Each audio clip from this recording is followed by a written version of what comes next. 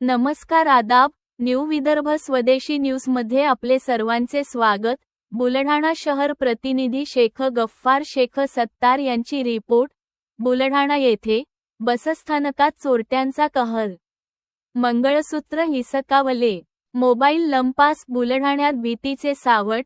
बुलढाणा शहराच्या हृदयस्थानी असलेल्या मुख्य बसस्थानक परिसरात चोरट्यांनी अक्षरशः धुमाकूळ घातला असून महिलांचे मंगळसूत्र, दागिने आणि मोबाईल चोरींच्या घटनांनी नागरिकांमध्ये भीतीचे सावट पसरले आहे।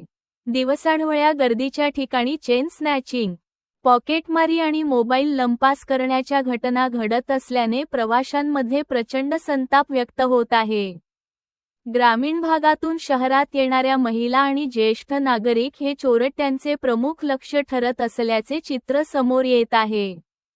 बसची वाट पाहत उभ्या असलेल्या महिलांच्या गळ्यातील मंगळसूत्र क्षणार्धात हिसकावून चोरटे पसार होत आहेत, तर काहींच्या खिशातील मोबाईल आणि रोकड गर्दीचा फायदा घेत लंपास केली जात आहे।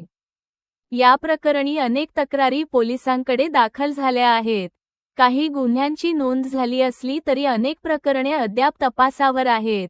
मात्र वाढत्या घटनांमुळे पोलीस प्रशासनाच्या कार्यपद्धतीवर प्रश्नचिन्ह निर्माण झाले आहे। सदरक्षणाय खलनिग्रहणाय हे ब्रीदवाक्य केवळ फलकापुरतेच राहणार का, असा थेट सवाल नागरिकांकडून उपस्थित होत आहे।